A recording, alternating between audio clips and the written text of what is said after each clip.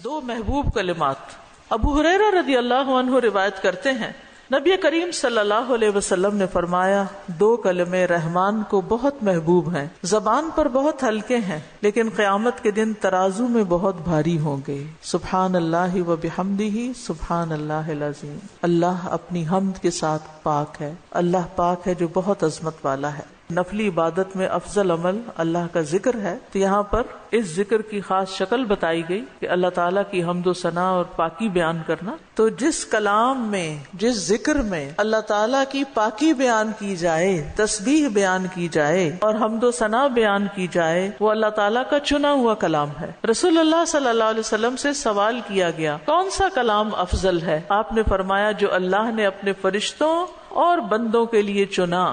سبحان اللہ و بحمدہ تمام مخلوق کی نماز ہے۔ نوح علیہ السلام کی وفات کا وقت جب آیا تو انہوں نے اپنے بیٹے سے فرمایا کہ میں تمہیں ایک وصیت کر رہا ہوں، دو باتوں کو کرنے کا حکم دیتا ہوں، دو باتوں سے روکتا ہوں، اور دو کرنے کے جو کام بتائے اس میں سے ایک لا الہ الا اللہ کا اقرار، کہ اگر ساتوں آسمان اور ساتوں زمینوں کو ترازو کے ایک پلڑے میں رکھ دیا جائے اور لا الہ الا اللہ کو دوسرے پلڑے میں، تو لا الہ الا اللہ والا پلڑا جھک جائے گا، اور اگر ساتوں آسمان اور ساتوں زمینیں ایک بند کڑے کی شکل اختیار کر لیں تو لا الہ الا اللہ اس کو بھی توڑ دے گا۔ اتنی طاقت ہے اس کلام کے اندر۔ اور دوسرا یہ کہ سبحان اللہ و بحمدہ کا ورد کرتے رہنا، کیونکہ یہ ہر چیز کی نماز ہے اور اس کے ذریعے مخلوق کو رزق ملتا ہے۔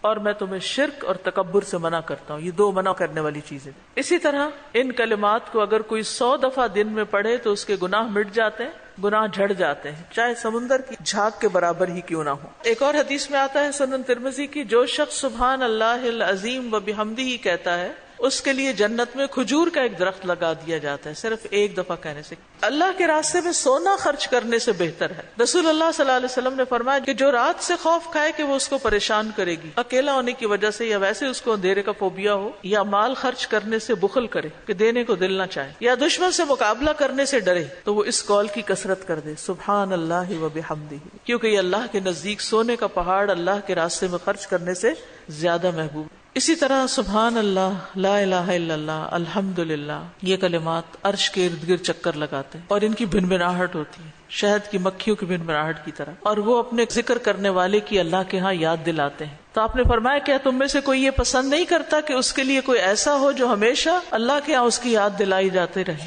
یعنی کوئی ایسا طریقہ ہو کہ ہمیشہ عرش کے ارد گرد آپ کا ذکر ہوتا رہے۔ قیامت کے دن بھی انسان کا بچاؤ کریں گے۔ پھر اہل جنت کا ذکر کیا ہوگا؟ ان کے سانس کے ساتھ ان کو تسبیح و تحمید سکھا دی جائے گی کہ بولنا بھی نہیں پڑے گا، سانس لیں گے اور سانس کے ساتھ اللہ کا ذکر جاری ہو جائے گا۔ خاص طور پہ بچوں کو ذکر کرنا سکھائیں، ان کے اندر بھی ایک کامنس آتی ہے۔